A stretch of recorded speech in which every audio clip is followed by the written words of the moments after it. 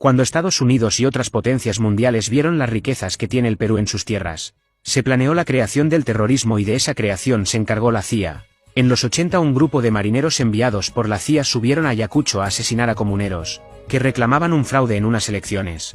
Aprovecharon esa rebelión para poder instalar el cuento del terrorismo. Los marineros llegaron a matar a los campesinos que protestaban. Y esta masacre no paraba. Para esos años no existía el internet, solo se creía lo que la prensa, la CIA y sus militares decían.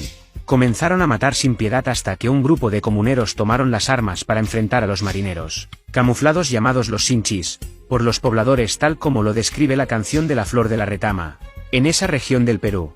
Entonces la CIA siguió con su plan instalando a dos personajes que se encargarían de jugar al gato y al ratón, para poder robar las riquezas peruanas. Esas dos creaciones fueron Abimael Guzmán y Vladimiro Montesinos. Pero para poder saquear al Perú en su totalidad faltaba poner a un presidente. Y la CIA ya tenía a dos candidatos. Ellos eran Mario Vargas Llosa y Alberto Fujimori. Para los años 80 y 90 se creó el Grupo Colina, integrado por 120 militares de alto rango, para poder dinamitar las torres eléctricas sin comunicar a los pueblos.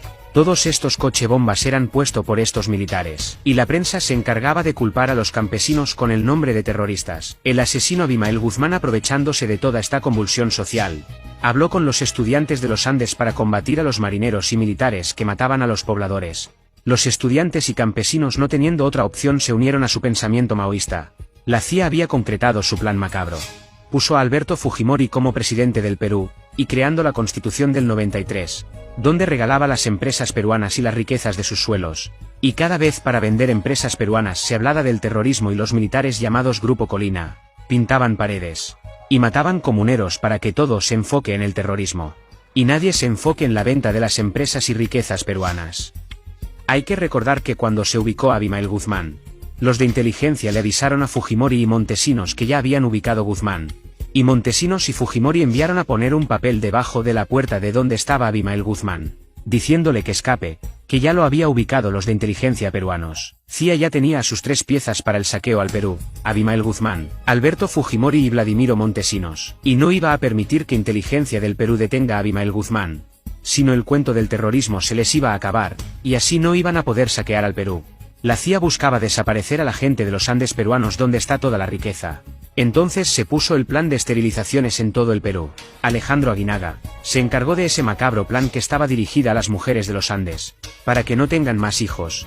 A ellas estaba dirigida. Hasta se forzaron a más de 300.000 mujeres a esterilizarse.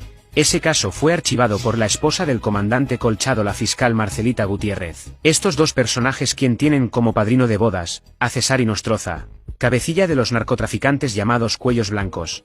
De otro lado, mientras Abimael Guzmán había caído ya por el año 92, la CIA con su otra creación, el MRTA, empezaba a hacer terrorismo, para luego el año 96 crear otra cortina de humo llamada la toma de la residencia del Japón, el rescate Chavín de Huántar.